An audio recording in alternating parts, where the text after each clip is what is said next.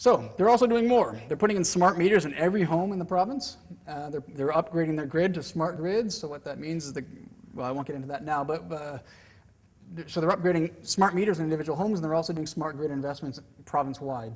As I said, they guarantee a connection for renewables to a limit, but if you basically build a renewable energy system in Ontario, they will allow you onto the grid. You get priority access onto the grid. They're streamlining the approval process, but there is some protection in terms of where you can build some of these some of the projects, and so that has been a slightly controversial in terms of there's setbacks in terms of how far wind turbines can be from homes. But they're trying to balance making it easier with also protecting individuals' rights. And there is some local content requirements, and they are trying to develop, obviously, an industry in Ontario. So you can see it's a really comprehensive thing that they've done, and it really is. This isn't tinkering at the edges. This is really trying to turn Ontario's system into a green energy system. And I think what's different about what they've done in Ontario compared to what's been done traditionally in North America is this isn't based on subsidies. There isn't government grants that support all of this. But what happens is those rates that you're paid come out of the overall rate base. So they get basically passed on to the individual consumer, and it gets obviously distributed amongst all the consumers. So what that means, though, is it means that the cost of renewable energy gets borne by the consumers and not by taxpayers. And so there are two important things there. One is that it makes consumers realize the true cost of electricity. And secondly, this isn't something that can be cut at the whim of government budgets. It's not dependent on annual government budgets or annual government spending, but this is something that's basically institutionalized into the system.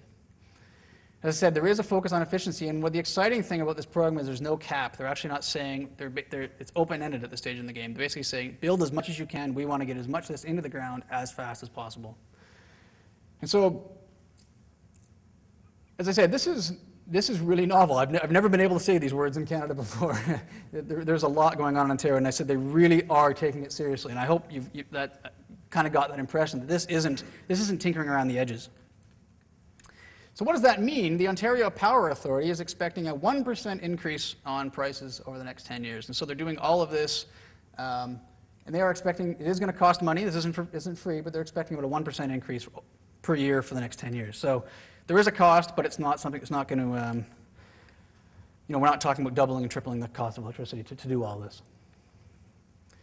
So why does this model work? Why do we want to encourage a feed-in tariff model? Why did Ontario go for a feed-in tariff model? And there's a couple of reasons, and well, there's a lot of reasons, but it encourages stability across the market. And I think what they're trying to do, in the reality of what they're trying to do is they're trying to encourage, obviously they're trying to clean up their electricity system, but they're also trying to encourage manufacturing and encourage an industry in Ontario. And so they want to avoid booms and busts. They want to avoid sort of fits and starts in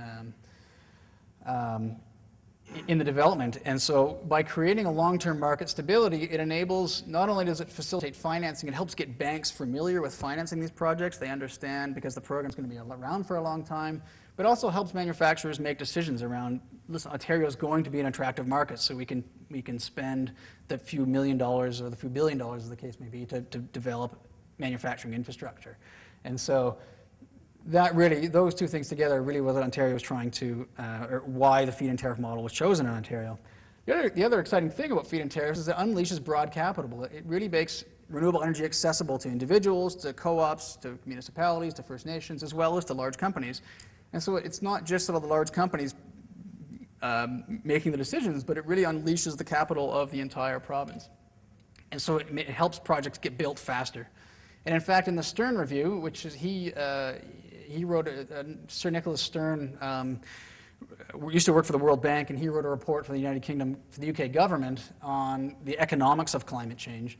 And this was his conclusion, was that feed-in mechanisms achieve larger deployment at lower cost than any other policy mechanisms. And so there's a lot of reasons to choose feed-in tariffs, and this is really they're really widespread in Europe, and this is really the first time we're seeing them in Canada. And so some of the results is they're really trying to turn renewable energy into a new cash crop or into a new source of income. And so these are the types of technologies that are supported. There's wind, there's what's called, this is biogas plant. So you've got, I think this is a chicken farm here where you're collecting the poop.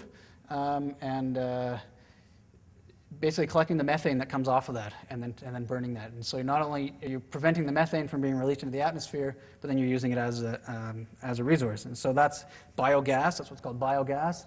That's a project that's supported under the feed-in tariff. Really trying to create sort of, as I said, this is meant about democratizing energy. You can see here's I think that's in North Bay. There's a little Chinese food restaurant with a solar panel system. A Catholic church, or a Catholic school in Toronto. And really trying to move, as I said, trying to move the idea of making Ontario a province of green entrepreneurs so that individuals can get involved. And so this came out of, this was just as I said, a couple of weeks ago. This is an investment firm. I got this sent to me, and this was their take on what's going on in Ontario. I'll just read it to you. It says, Ontario officially launched its feed-in tariff or FIT program, aiming to boost renewable generation and significantly improve the transmission grid in the process. The development of a FIT or feed-in tariff in Ontario is a major event that could transform both renewable power investment and technology development in Canada, shifting development focus eastward. And so I think that's something that Alberta might want to take seriously. That's just an investment firm saying that. And so, as I said, this really is probably the most progressive thing we've seen since California initiated this idea 30 years ago and subsequently abandoned it. But this really is the first time that we've seen a really progressive and comprehensive act.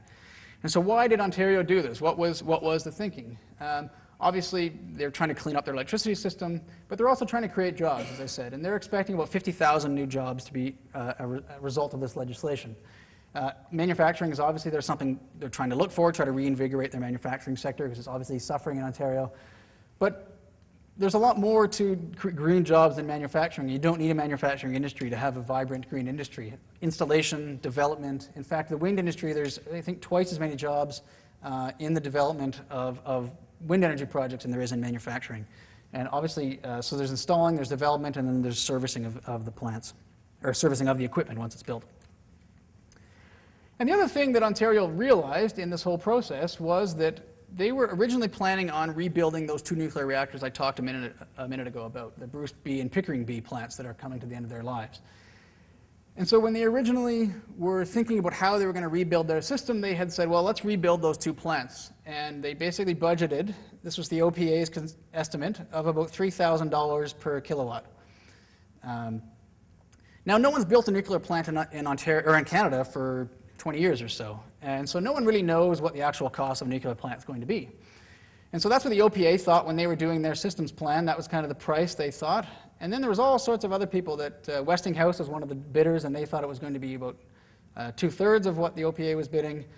And then there was all sorts of other estimates in terms of what the cost might be. And Moody's investment in 2006 estimated it was actually going to be about $7,000 a kilowatt. And so those numbers don't necessarily mean anything, but the point is, or mean anything to the individual, I guess. But the point here is that the investment firm predicted it was going to be about twice as much of what the Power Authority thought it was going to be, which was about 33% more than what the manufacturer said it was going to be. What it turned out to be, when they actually got the final bid, was almost 3 times what the OPA was originally planning for, or almost 5 times what some of the original bids were. And that's when Ontario actually put the brakes on the program and said, we're calling this off. And they've actually put hold on all nuclear development in Ontario for the time being. What that translates into, this bid price, which was the actual bid price, it was $26 billion for the 2 reactors. What that translates into is about 20 cents a kilowatt hour, so about double the price of electricity, retail price of electricity in Alberta.